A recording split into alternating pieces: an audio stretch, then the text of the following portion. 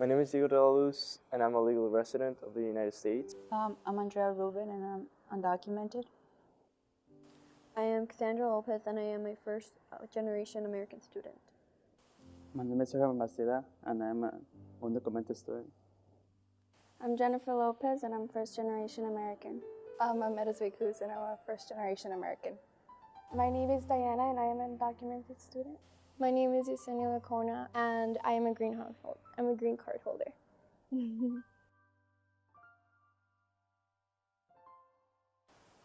I first shared my status junior year, towards the end, when we had the seniors talking about their senior portfolio. I felt like talking to it about my closest friends, and ever since then I've been just being open about it with a few people. And then senior years, when I actually just spoke it out, like literally to everyone.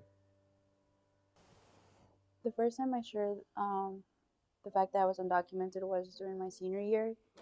It was in writing class, Ms. McMahon class, because we were sharing. We had a presentation about ourselves and your background and everything. And being undocumented didn't affect me until my senior year. The first time I shared my status at Garcia was freshman year, and I shared it because I found out that there was a lot more like undocumented students in here too, so I felt safe to just say my story to those people, even in so they don't feel like they're the only ones there, and I don't feel that I'm the only one. So.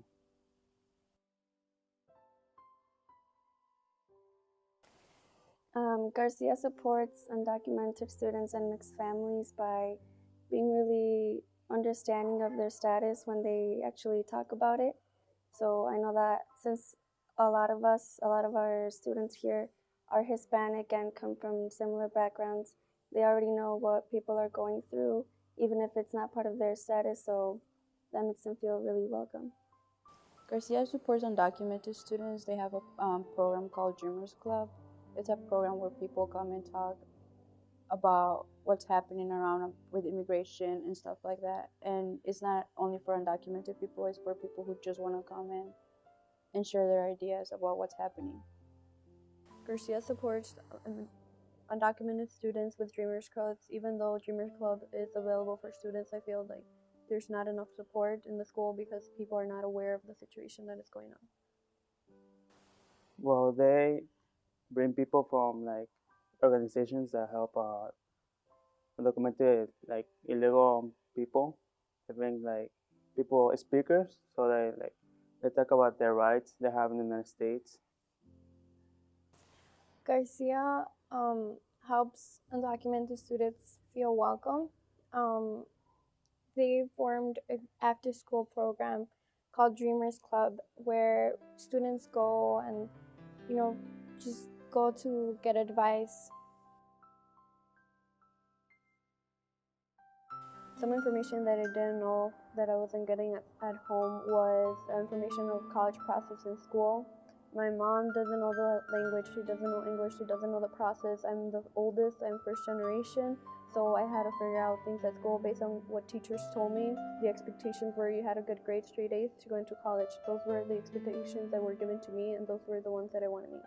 I wish I knew more resources, because when I came to senior year, I felt like I was alone, and I feel like I couldn't go to someone for support, and I felt like I was in the process alone. Some of the challenges are financially not being able to have the same rights as other students. Also, the college application thing, the whole process of it is way different from students with citizenship versus students that aren't citizens. I think some of the biggest challenges are financially. They don't earn as much money because they weren't educated here, or they come from Mexico. So that's one of the biggest challenges, and others are being afraid of what's going to happen these coming years or even now. because of the current presidency? So since my parents are undocumented, when they came here and they had me because I'm their first child, they didn't know what the whole process with school was, even in elementary school. So I grew up speaking Spanish, and it was really hard to just be part of a school that didn't speak my language. So my mom would always try to help me with my English, and it was made really hard for her since she didn't even speak it. So through middle school, I had to find my way to kind of manage it myself because I didn't want her to, because it was already hard for her to speak English at the store or anywhere. And with high school too, I'm the only one who really knows how to go through the high school process. And now that I have a brother who's going into high school, I feel like I still had to help her since I kind of took over that role.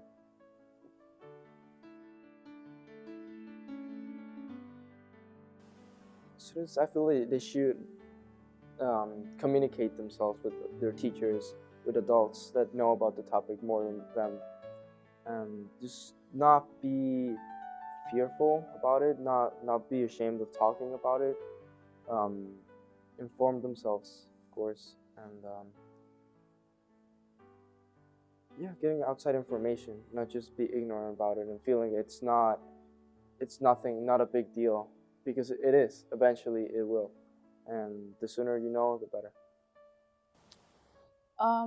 Some advice I have for students is that they need to reach out for help. Like, we have students here at Garcia that are undocumented, but they don't talk about it. They basically make jokes out of it, and I think that's what the community doesn't need. I think the community needs someone that's gonna stand up for who they are, and instead of being ashamed about it and just playing around because it's something serious that's happening, and it doesn't only affect them, but it affects their family. It's a very welcoming environment, so I think that if you just ask for help, you won't get rejected, and the teachers and students will be very supportive. To be open-minded about the statuses that students have here. So not just say, okay, well, they don't have the citizenship that I have, and well, it doesn't matter because that's not where they stand. But I think that they should always support them and hear them out and help them with whatever they can. My advice is to be open with your classmates, and for you to respect other students' status. Say that you can't judge them for who they are because it's not their choice, and to have that mutual respect with other students. Yeah, I feel for all the adults in my family because all my aunts and my uncles and my parents are undocumented. So it's really scary to think that my uncles go to work one day and sometimes they might not come back.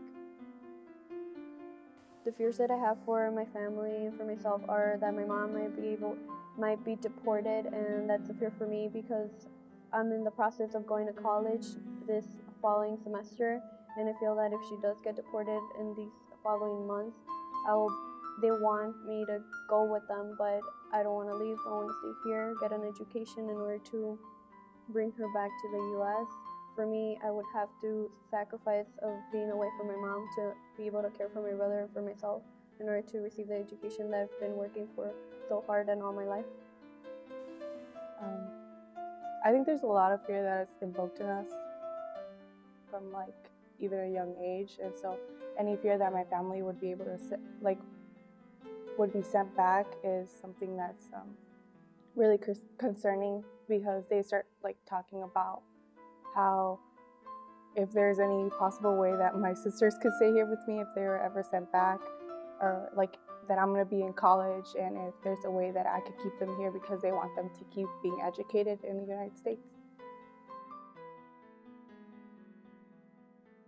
My advice for teachers to keep their hard work bringing people from organizations, get people aware of their rights or things that are going on, the change in the law. Well, I really liked how in Ms. McMahon's class we all got together and sat down and talked about like certain issues, which I feel like we can do that in other classes as well, because that brings not only like the students but the teacher involved into the situation as well, and people are able to express themselves about their situation. My advice for the teachers is to be understanding of the students, that sometimes they don't want to be open, and it isn't the teacher's place to force them to be open with them. So we have to be understanding with the students and give them some space and just let them know that they're always going to be there to guide them.